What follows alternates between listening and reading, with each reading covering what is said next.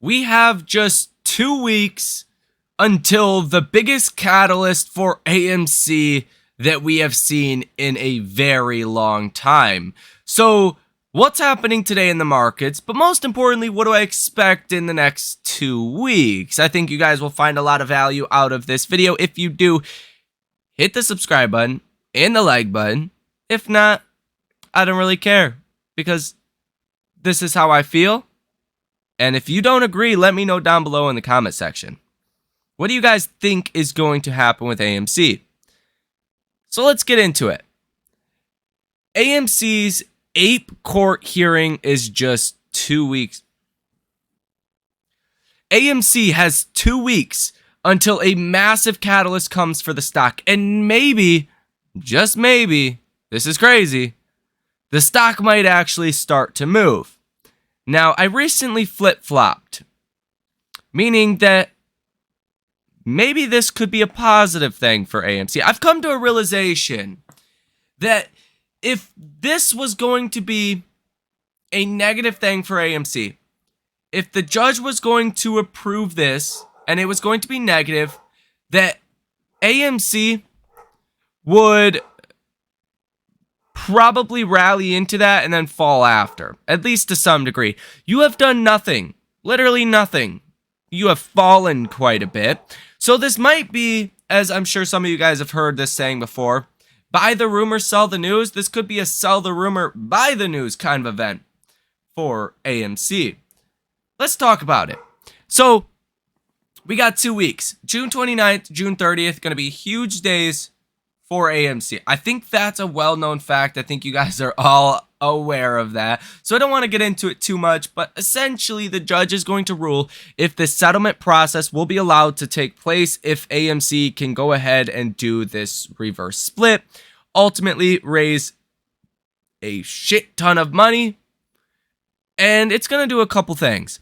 So it's supposedly going to narrow the gap between Ape and AMC, combine these two equities into one, which were really one in the first place that kind of got separated.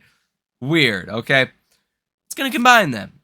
It should make AMC Entertainment fall and Ape rise. That doesn't have to be the case. Keep that in mind throughout all of this. That's what is theorized to happen. I would argue at this point, check this crazy concept out. AMC has fallen a lot. Let's go ahead and take a look at the chart.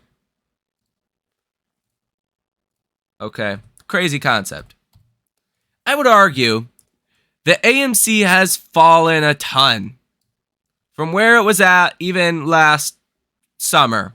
In 2022, it was trading $10, $12, $15, $20 per share in this range during different rally points. It was higher, obviously lower at some other points. The stock has come all the way down to $4.71 per share. If this isn't pricing in dilution already, then what the hell has been affecting AMC? We've seen nothing but positive fundamentals for AMC. Everything's been improving, for God's sake. But the stock continues to go nowhere quickly. I would argue dilution is already priced in. And believe it or not, this might also sound like a crazy concept, markets tend to do the opposite of what everyone thinks. Everyone thought heading into 2023, you want to be in value, you want to be in oil, you want to be in consumer staples. They did terrible in 2023. They are getting blown away by technology. Technology has won. That's because a small minority of the markets, I should say, were betting on technology. Well, that small minority was rewarded heavily. Usually, the thing that's most priced into the markets, well, it doesn't always tend to work out that way if you give it some time. Just like everyone thinks a catalyst is going to be so positive for a stock. Ends up, it was just a buy the rumor, sell the news event. Well, maybe that's what's happening this right now. Maybe everyone, hedge funds, institutions, are so bearish on AMC that maybe this bearish catalyst comes And it's a positive thing for the stock. I know that's a crazy concept. It's reverse psychology to its fullest, to its maximum. But maybe that's what ends up happening. And I've really come to this conclusion today. It kind of hit me like a ton of bricks, to be honest with you guys. I'm like, why has AMC done nothing? And the stock the company itself has done phenomenal compared to what analysts expected. They've beat every single quarter. But nothing has happened with AMC in a long time. And that's my reasoning. Maybe June 29th or June 30th, we get the settlement, the court approves it, and the stock actually fucking rips. Maybe that's what happens. Maybe you sell off after the court date. Slightly. Maybe you go down to $3.50 a share. And then you start to rally from there. Also a possibility. I would also point out that you see this chart and these spikes.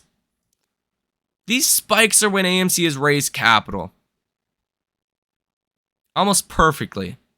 So AMC does tend to rally when the company raises capital. Because I think on the other hand of this, just the conversion itself is seen to be bearish, all right? Because AMC would come down, APE would come up, they would meet in the middle, and blah, blah, blah, right? We just went over that. But at the same time, the other aspect of this is if they don't raise capital, then bankruptcy concerns are going to be a lot heavier. If they do raise capital, there's almost a 0% chance that they will go bankrupt. According to B. Riley Securities, Eric Wold says AMC could raise $16 billion in capital. Disregard what he says. Say they raise $5 billion in capital, or shit, $2 billion in capital. Much lower than what he expects they could raise. Well, in that case, you're not going bankrupt, buddy. Pay down your debt or not, you're not going bankrupt. And pay down your debt. Do it all. Fuck it. Do it all with $16 billion. I think that would put the stock in a much squeezier position because I think a lot of people fail to realize as well that these short positions that we have, they don't go away once this conversion happens. That's the last thing that ultimately happens. So when we look at where the short interest currently is at almost 24%, with 580.5 million worth of these short positions, you look pretty dang squeezy on a just short interest basis. Not to mention some of the option activity, even heading into July 21st, is going to have tens of millions of shares sold short by the market makers. So any movement higher in AMC is going to start to give you a gamma squeeze pretty quickly. And I think we're all in unanimous agreement on that the numbers are there. The numbers just support it. You can look at the Stocko tracker data all you want. For July 21st, you got 10,000 calls in the money, 456,000 calls out the money, 427,000 puts in the money, and 479,000 puts out the money. These are big numbers. That's a lot of potential buying pressure. Just consider, if half of 427,000 puts went out of the money, call it 210,000, times that by 100, you're at 21 million shares potentially needing to be bought by the market makers. You roughly, coincidentally, have almost the same amount of calls out the money as you have puts in the money for this expiration. So what if you have another 21 million shares that need to be bought by market makers? Well, now you're at 42 million shares. That's going to massively affect AMC in a bullish way. So that is also another possible outcome that could come with any kind of bullish rally after June 29th or June 30th. So just a couple ways that I'm currently looking at all of this. Now, things that happen in the markets between now and then are obviously going to affect the conditions of this market. We know we just got the summary of economic projections, and the Fed's expecting inflation to be higher for longer. They're expecting to keep rates higher for longer and actually have to raise by 2 more times by the end of this year. And they're also expecting the economy to do better than what they were previously expecting.